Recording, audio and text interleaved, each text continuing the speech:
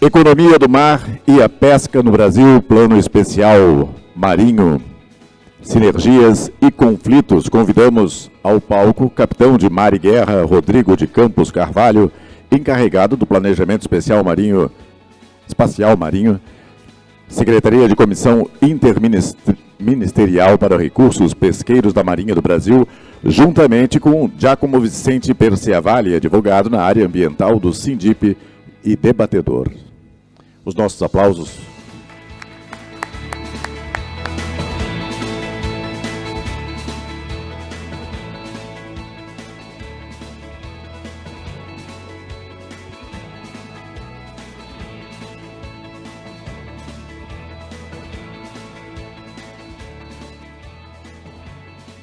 Bem, senhoras e senhores, muito bom dia a todos. Eu sou o comandante Rodrigo Carvalho, como foi comentado anteriormente. Primeiramente, gostaria de agradecer, em nome do almirante de esquadra Olsen, que é o comandante da Marinha, o convite que foi formulado pelo senhor Gregorin, para que nós participássemos aqui desse grande fórum internacional. Então, dizer da grande satisfação da Marinha se fazer representada nesse grande fórum. Aproveitar também a parabenizar todos os pescadores e pescadoras pelo dia de hoje. Que Nossa Senhora dos Navegantes abençoe a todas as senhoras e senhores. Nós, assim como os marinheiros e marinheiras, também somos homens e mulheres do mar e sabemos bem como é essa labuta no dia a dia nas águas abertas, nos oceanos e mares. Eu não acredito em coincidência, ontem quando eu cheguei e pousei em Navegantes, peguei um táxi e o taxista era um senhor já de idade, ex-pescador. E aí na conversa no trânsito, né, de Navegantes até aqui Itajaí, ele, assim que soube que era da Marinha, começou a falar com bastante saudade das histórias que ele viveu ao longo dos mais de 30 anos, né, como pescador aqui em Itajaí. E ele comentou, né, das diversas pescas e também dos momentos em que a Marinha os auxiliou no mar. Momentos de tormenta, de mar bravio, né, de mar encrespado, que é um dos momentos em que nós mais vamos para o mar, efetivamente, para fazer salvamento e resgate. Então, normalmente, quando a barra fecha, é quando aquele setor, né, da capitania, delegacia, agência, o setor de patrulha naval também, mais se faz ao mar, efetivamente, né, para poder trazer aqueles navegantes pescadores que não conseguiram retornar a tempo para o aeroporto. E podem ter certeza que talvez seja uma das atividades mais gratificantes na vida, nós podemos atracar, né, com o navio durante uma tormenta, e entregarmos esses pescadores, né, esses navegantes, sãos e salvos para suas famílias, que são grandes guerreiros, grandes combatentes, né, efetivamente, que vão ao mar não só para o sustento da família, mas também para garantir a segurança alimentar no nosso país. Então, meus parabéns a todos os pescadores, que Nossa Senhora dos Navegantes os proteja hoje e sempre. Bom, mas vamos começar a apresentação, que tem bastante assunto aqui para nós comentarmos e o tempo é curto. Eu gostaria que os senhores fossem muito sinceros, tá? Eu vou fazer uma primeira enquete para eu saber o tamanho do desafio que eu tenho aqui nos próximos minutos. Quantos das senhoras e senhores conhecem a Comissão Interministerial para os Recursos do Mar? Pedir a gentileza de levantar as mãos. Tá ótimo, uma grande minoria, né? E quantas das senhoras e senhores conhecem o Planejamento Espacial Marinho, ou PEM da Amazônia Azul? Por gentileza. Muito obrigado pela sinceridade. Eu vi que meu desafio é grande nesses próximos minutos, né? Mas vamos lá. Então, para explicar o Planejamento Espacial Marinho, que é uma política, né? E explicar uma política é muito difícil. Felizmente, eu trouxe um vídeo aqui, um vídeo de 2 minutos, em que nós tentamos colocar de uma forma bem mais audiovisual essa política pública que está em curso lá em Brasília, a nível federal, mas que vai atingir todos os 17 estados costeiros do nosso país, dentre eles própria Santa Catarina. Por gentileza, eu pediria apoio ao Pedro para dar um play.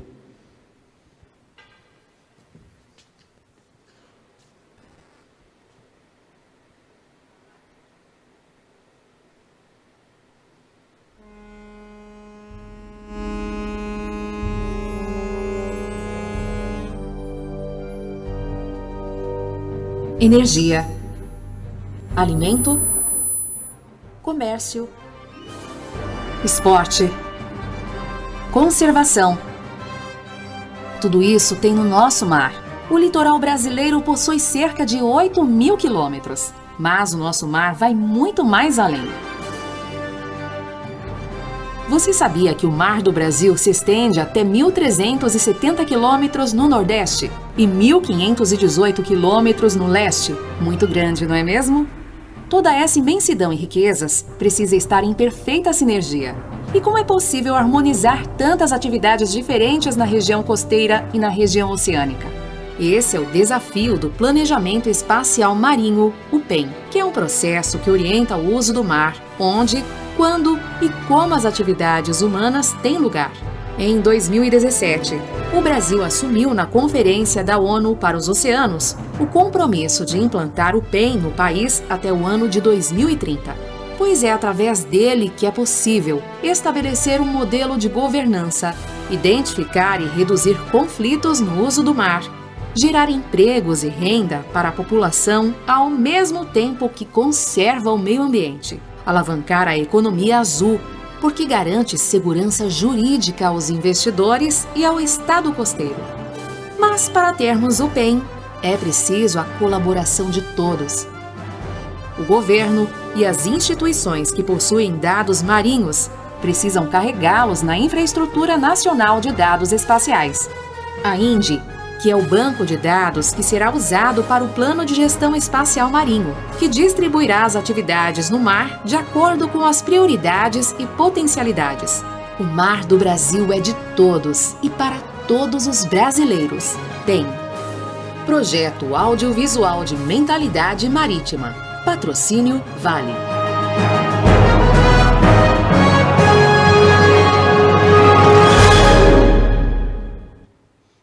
Com o vídeo fica mais fácil, né? E ajuda bastante. Pediria ao Pedro para voltar então os slides, por gentileza. Já está aqui em tela, né? Bom, esse é o terceiro slide mais importante da apresentação. Tá? Fiquem à vontade quem quiser tirar foto. Mas isso aqui é o plano de gestão do espaço marinho belga, tá? Para a gente materializar, mostrar um dos entregáveis dessa grande política pública que é o planejamento espacial marinho. Na verdade, isso aqui é um mapa das principais atividades que se fazem ao mar ordenadas na Bélgica. E é exatamente isso que a gente está fazendo para o Brasil. Só que esse litoral aqui da Bélgica, tá? Desde esse setor até o limite, tem 80 quilômetros, tá? E o nosso tem 8.000 quilômetros. Então, o nosso desafio é 100 vezes maior que o desafio da Bélgica. E a gente tem um compromisso lá atrás, né, que passou no vídeo em 2017, de entregarmos isso aqui na ONU até 2030. Só para ter ideia do tamanho do desafio que nós temos, né? Uma área marítima muito maior. Mas esse aqui seria o ordenamento, foram 10 anos efetivamente para que a Bélgica conseguisse chegar a esse consenso entre as diversas atividades. E aqui nós temos alguns setores, por exemplo, eu sei que tem o PowerPoint, mas eu sempre gosto aqui de mostrar aqui em roxo, essas 4 áreas que estão sinalizadas aqui, aquicultura lá em cima, ou seja, diversas áreas que são reservadas efetivamente para, seja para pesca ou seja para aquicultura, e essa área azul também toda ela é autorizada à pesca desde que não entre nos parques eólicos offshore. Então, isso aqui foram 10 anos, efetivamente, para que a Bélgica chegasse nesse consenso e fizesse esse ordenamento do espaço marinho, e é isso que nós estamos fazendo, efetivamente, para o país, e temos esse compromisso de entregar. Então, só para terem ideia de um dos entregáveis, efetivamente, seria isso, mas nada adianta você chegar com um plano desse e não ter a segurança jurídica. Então, efetivamente, um plano desse, ele é oficializado, internalizado a nível nacional, seja por meio de um decreto, de uma lei, para efetivamente garantir a segurança jurídica não só para os empresários, para os investidores, né, no caso a pesca em particular, como para o Estado costeiro também. Porque em terra nós temos a propriedade privada, mas no mar nós não temos, é exceção de uso público da União. Então, na verdade, você não tem uma propriedade privada no mar, você efetivamente arrenda por um período uma cessão de uso, efetivamente. E aí o empresário precisa de uma segurança jurídica, até porque são empreendimentos com um custo muito mais alto. Todo mundo aqui que trabalha com tudo que é maritimizado, é que nem comida gourmet, né? É bem mais caro, né? Um motor maritimizado, por exemplo, é muito mais caro, efetivamente. Então, tudo que é mar, efetivamente, realmente tem um custo maior, e são empreendimentos muito longevos, né? Eles demoram bastante para haver um retorno. Então, estamos falando de empreendimentos de 10, 20, 30 anos. Então, independente da estrutura governamental, o Estado precisa garantir essa segurança por 30 anos, efetivamente. E esse movimento terra-mar, ele não começou agora, começou há várias décadas, né? Um exemplo bastante famoso, efetivamente, é a indústria do petróleo, né? Antigamente em terra, migrou há várias décadas para o mar, e nós temos a Petrobras, uma das líderes mundiais em exploração em altas profundidades. A própria geração de energia também tem migrado, né? O modelo onshore, modelo em terra, migrando para o modelo offshore, vídeos eólicas offshore que tem crescido bastante as demandas aqui no país, em especial no sul. Basicamente aqui na região sul, nós temos ali a região de Rio Grande e o sul de Santa Catarina, que tem um potencial eólico muito grande para receber esses empreendimentos aqui.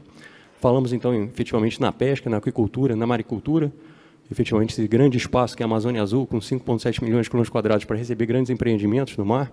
e mais recentemente a própria agricultura, vindo para o mar também por meio do cultivo das algas, né?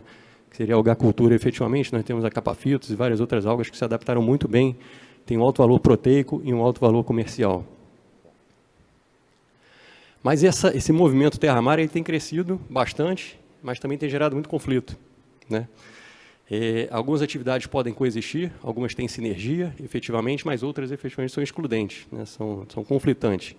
E esse conflito tem se aumentado no mundo, e no Brasil não é diferente, pelos mais diversos motivos, né? Esse movimento terra-mar também, seja pela especulação imobiliária, seja pela própria exaustão dos recursos. Existem alguns recursos em terra que, efetivamente, já estão se exaurindo, principalmente aqueles países mais populosos, e que estão tendo que ir para o mar, efetivamente, para poder captar efetivamente esses recursos que já finalizaram, estão em fase de praticamente finalização em terra. E esses conflitos têm aumentado cada vez mais. E embora esse exemplo aqui não seja efetivamente com a pesca, mas trata de um conflito que está acontecendo nesse momento, tá, num porto no norte do Rio de Janeiro, que se chama Porto do Açu. Nós temos aqui, nessa região, esses polígonos aqui, são 13 polígonos, com grandes parques eólicos, de eólicas offshore, aqueles cataventos no mar. Então, são projetos que tem hoje no IBAMA depositados nesse momento. Eu estou mostrando 13, mas são 74 projetos em todo o Brasil. Tá? Tem um parque enorme também para o sul do Brasil, aqui na região sul de Santa Catarina, até toda a extensão do Rio Grande do Sul, e no Nordeste também muito forte. Mas o fato é que nesse porto tem 13 empreendimentos, são parques eólicos enormes, que o porto efetivamente tem um grande interesse em receber esses empreendimentos, mas também está preocupado. E eles nos procuraram ano passado, efetivamente, com essa preocupação lá na CIRM, lá em Brasília, para demonstrar efetivamente. Fizeram uma pesquisa, e aqui são os mesmos 13 empreendimentos de eólicas offshore, tá? Aquele mesmo polígono que estava ali, estão os 13 aqui representados. Isso aqui já é o estudo do porto. E eles colocaram apenas 2 camadas, tá? Eólicas offshore, e aqui em vermelho, esse tom mais é a intensidade de tráfego marítimo, entrando e saindo do porto, ou fazendo a navegação de cabotagem. E aí o porto, preocupadíssimo, falou, se hoje forem autorizados esses empreendimentos na posição que eles estão, eles efetivamente gangrenam, segregam o porto morre. Então, a preocupação de 2 setores apenas. Tá? E nesse momento lá, nós estamos tratando não apenas de 2 setores, mas 58 setores para o Brasil. Então, são 58 setores efetivamente demandando as suas atividades marinhas, mapeando suas atividades e defendendo suas atividades no mar, nesse grande ordenamento do espaço marinho, que recentemente eu até achei interessante, uma pessoa numa apresentação como essa comentou, é uma reforma agrária do mar, não é? É mais ou menos isso, é uma reforma agrária do mar, com 58 setores até o momento, pleiteando áreas no mar para terem áreas cedidas. E onde é que está sendo conduzida essa grande política, né? Na Comissão Interministerial para os Recursos do Mar, que é um órgão colegiado, tem quase 50 anos. Por isso que até a minha primeira pergunta, né? Quem conhece a CIRM? Tem quase meio século. Ano que vem, esse órgão completa efetivamente 50 anos. Nós hoje somos integrados por esses 16 ministérios, tá? Mais a Marinha do Brasil, aqui em cima, ou seja, são 17 órgãos, efetivamente, que compõem esse grande colegiado há quase 50 anos, sediado em Brasília, que já está extremamente vocacionada a conduzir grandes programas a nível nacional e internacional. Tá? Um deles seria o Programa Antártico Brasileiro, tá? A ocupação nossa na Antártica, já tem 42 anos, e quem capitaneia esse processo, um dos maiores empreendimentos logísticos que o Brasil tem fora do país, é justamente esse órgão, essa comissão interministerial.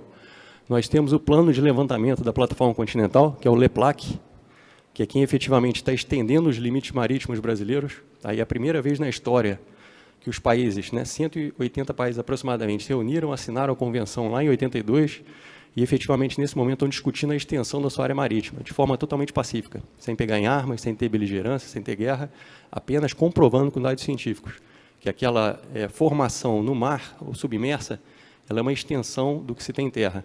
Uma vez que você consiga comprovar com diversos parâmetros geofísicos, você consegue efetivamente requerer essa área para o país costeiro. E é exatamente esse programa que nós conduzimos na CIRM desde 87. E o terceiro grande programa que nós temos é o PSRM, que é o Plano Setorial para os Recursos do Mar, é o maior deles. São 11 ações aqui dentro, dentre elas um comitê que chama Aquipesca, para fomentar e incentivar a pesca no Brasil, liderado pelo Ministério da Pesca. E nós temos também o próprio Planejamento Espacial Marinho. Isso que eu estou comentando aqui agora também é uma das ações do PSRM. E essa aqui é a reunião plenária que nós temos. Aqui, cada um desses assentos são ocupados por um desses ministérios. E na cabeceira nós temos o comandante da Marinha, que ele ocupa esse estágio de coordenação não por ser o comandante da Força Marinha do Brasil, mas por ele ter um segundo chapéu, uma segunda atribuição por lei, que é a autoridade marítima do país. Então, ele, como autoridade marítima, ele coordena esse grande colegiado há 50 anos. E só para mostrar como é que o planejamento espacial marinho ele tem se consolidado no país, tá? Então, os diversos instrumentos, decretos, leis que estão recentemente sendo publicados efetivamente já estão constando e já estão considerando essa política pública no país. Então, trago aqui um decreto, o 10.946 do ano passado, que foi publicado pelo presidente e, efetivamente, uma atribuição do Ministério de Minas e Energia, que é para a cessão de áreas, essas áreas marítimas, no caso, para a exploração de energia elétrica, modelo offshore, toda aquela exploração no mar. E no capítulo 3, no seu artigo 9º, ele diz exatamente isso aqui, ó. A cessão planejada consiste na oferta de prismas previamente delimitados, ou seja, aquela área marítima, delimitados pelo Ministério de Minas e Energia, em conformidade com o planejamento espacial da Comissão Interministerial para os Recursos do Mar. Então, efetivamente, essa política já encontra-se em curso no país, não é algo que vai acontecer, ela já está efetivamente acontecendo. E nós recebemos em 2019, nós estamos em pleno contato com a COI Unesco, que efetivamente a nível mundial está coordenando essa agenda, dos países efetivamente fazerem o seu ordenamento do espaço marinho. E quando eles olharam o tamanho da nossa área marítima, né, 5,7 milhões de quilômetros quadrados, para terem ideia, né, o Brasil terrestre tem 8,5. E a gente no mar, só no mar tem 5,7, a gente significa o seguinte, que cada 2/3 do que a gente tem em terra, a gente efetivamente tem essa área no mar. E tem essa atribuição, essa responsabilidade. Não é só o pertencimento, mas a responsabilidade efetivamente de gerir e defender essa imensa área marítima, que é essa que está delimitada aqui. Tá? Vai até lá no norte, com o limite do Amapá, com a Guiana Francesa. Bom, eles olharam para isso aqui e falaram, é impossível fazer num projeto só. Esse tamanho de mar, para vocês terem ideia, eu não trouxe essa imagem, mas só a área marítima, só a Amazônia Azul, esses 5,7 milhões de quilômetros quadrados, nós temos uma imagem lá na CIR muito interessante, que é a Amazônia Azul com 34 países dentro da Europa cabendo ali dentro, com folga. Então, na nossa Amazônia Azul cabem 34 países com folga da Europa aqui dentro. Só para ter ideia do tamanho do desafio que nós temos hoje, tá? E o tamanho da riqueza que nós temos também, certo? E a responsabilidade por isso. Então, o que nós fizemos? Dividimos essa imensa área em 4 grandes regiões, tá? Então, nós temos aqui a região sul, vai do sul do Rio Grande do Sul até o norte do Paraná, efetivamente a região sudeste já pegando a elevação do Rio Grande, e as ilhas aqui de Trindade e Martim Vaz. Subimos para o nordeste, que temos aqui o arquipélago de São Pedro e São Paulo, Fernando de Noronha, e vamos até a última região, que é a região norte, já no limite com a Guiana Francesa. Esse é um projeto de 42 milhões de reais, orçado ano passado. Nós fomos a campo, efetivamente, para buscar um apoio, um financiamento. Nós conseguimos, com o BNDES, né, o aporte de 7 milhões para nós conseguirmos iniciar, efetivamente, uma das regiões. E nós escolhemos justamente a região sul para começar esse projeto piloto. Foi colocado, então, um edital na praça, foi feito um processo de seleção pública. Agora, no finalzinho do mês passado, foi divulgado o vencedor. Nessa fase, essa empresa vencedora já está só tramitando questão de documentação com o banco para efetivamente fechar o contrato. E logo em seguida nós faremos uma primeira reunião com os 3 estados do Sul, talvez aqui no estado de Santa Catarina, onde nós convidaremos representantes dos 3 estados para efetivamente apresentarmos o projeto e pedirmos o apoio, porque nada melhor do que os atores locais para nós capitanearmos juntos esse projeto que é tão grandioso para o país. E aqui essa é a área exatamente que nós vamos fazer todo esse ordenamento, né? Nós vamos além da zona econômica exclusiva, nós já pegamos a extensão da plataforma, é uma área de 740 mil quilômetros quadrados, aproximadamente 13% de toda a área marítima da Amazônia Azul, ou seja, uma área bastante representativa.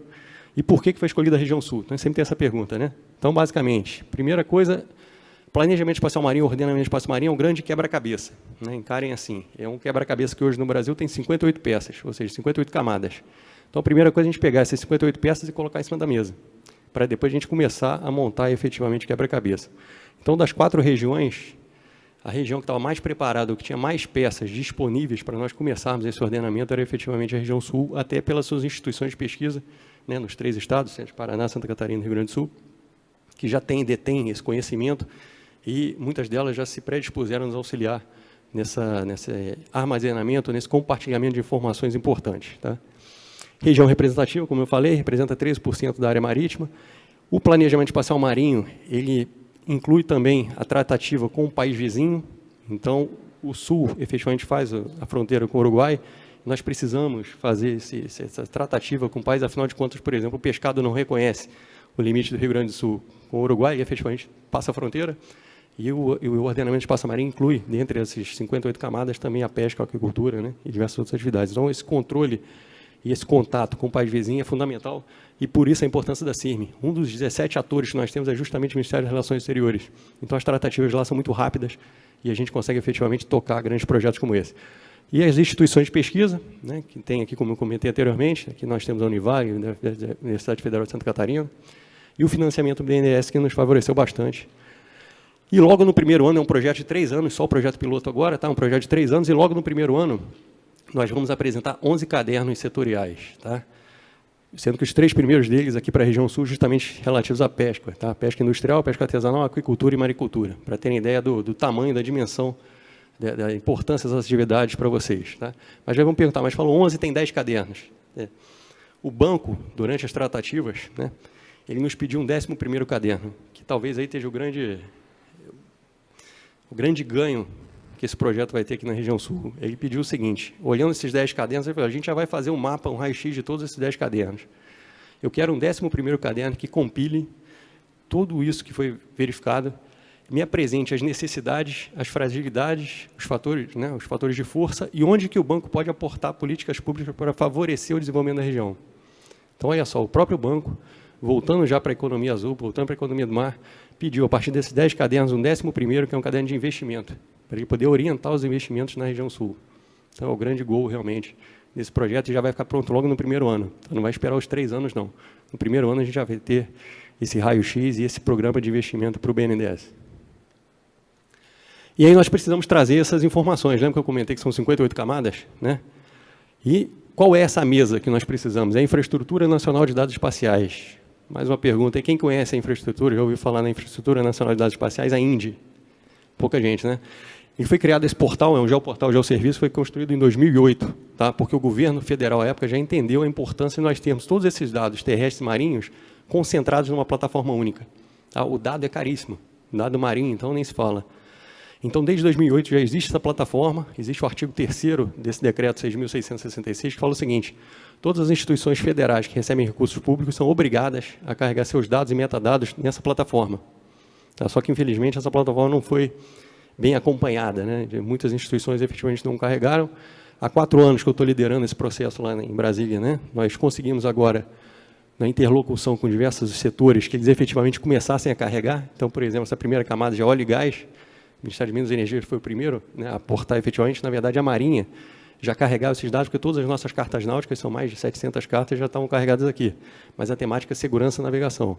Quando nós entramos na temática ordenamento do espaço marinho, nós precisamos essa interlocução com os demais ministérios para que também aportassem as suas informações. Então, óleo e gás hoje já está carregado. Aí nós pedimos à Marinha que gerasse um produto específico para o planejamento espacial marinho, já colocando os limites brasileiros, mar territorial, zona contígua, zona com exclusiva, extensão da plataforma, e o mapa de cores aqui é uma topografia do fundo, né, para a gente ter ideia de profundidade local. O antigo MINFRA, agora o Ministério de Portos e Aeroportos e o Transporte, carregou também as rotas marítimas, nacionais e internacionais. A parte da pesca foi carregada, principalmente focando na região sul do Brasil, mas ainda falta muita coisa de pesca para ser carregada. Questão de turismo também já carregou. Aqui a Diretoria de Portos e Costas carregando as áreas de despejo e espera de prático. Nós temos aqui as áreas de mineração, de interesse para a mineração brasileira. Aqui são diversos pontos de interesse com naufrágios e material afundado de interesse arqueológico para o Brasil, efetivamente não pode ser mexido, então tem que ser preservado esse fundo. Aqui nós temos as unidades de conservação. Então, das 58, nós já temos essas camadas carregadas. Aí vamos perguntar, mas quais são as 58 camadas? Tá? Então, só para terem ideia, pode ficar tranquilo, eu não vou ler todos, são 58 camadas divididas em 4 categorias. São essas aqui que precisam efetivamente ser carregadas nesse portal. Tá? E aqui eu destaco no descritor atividades dos humanos, nós temos 2 aqui, um voltado só para aquicultura e maricultura, e o outro só para pesca, né? Seja pesca comercial, subsistência, amadora e esportiva. Tá? Essa apresentação vai ficar disponível, quem quiser depois fique à vontade. Tá? Então, são todas essas informações que nós precisamos efetivamente carregar e considerar nesse grande ordenamento. Tá? E a infraestrutura também, porque se a gente não tiver infraestrutura, a gente consegue se fazer ao mar. Então, a gente precisa efetivamente enxergar onde é que nós temos os pontos de apoio em terra. E, ano passado, né, por 2 vezes, o secretário do Meio Ambiente do Estado do Ceará esteve lá conosco na CIM e pediu para que fizesse uma apresentação do programa Cientista-Chefe. Quantos aqui conhecem esse programa, Cientista-Chefe do Ceará? Ninguém, né?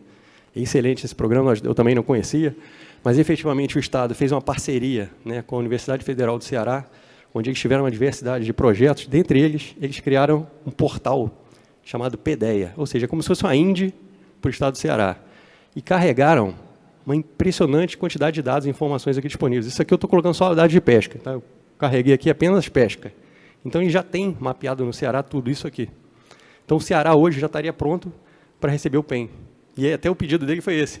Eu já tenho tudo isso aqui, eu posso ser o primeiro estado a receber o ordenamento do espaço marinho, só que são 17 estados, a gente não tem como fazer o ordenamento para um estado, a gente tem que fazer por região. Então, o Ceará hoje está extremamente avançado, mas os vizinhos nem tanto. Então, é isso que está freando a região norte. E a gente está tendo a felicidade, efetivamente, de começar pela região sul.